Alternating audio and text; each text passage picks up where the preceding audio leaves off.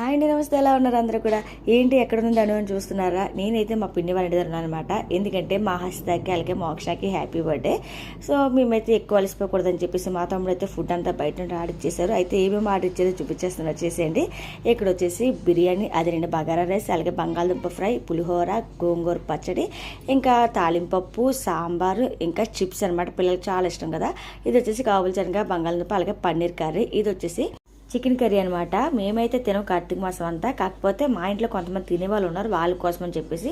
Next వచ్చేసి ఇదొక flavoured rice అనమాట. ఆ తర్వాత ఇంకా వైట్ రైస్ కామనే కదా, ఎన్ని బిర్యానీలు ఎన్ని రకాలు ఉన్నా సరే వైట్ రైస్ అయితే కామన్, కొంతమంది అయినా తింటారు కాబట్టి వాళ్ళ కోసం.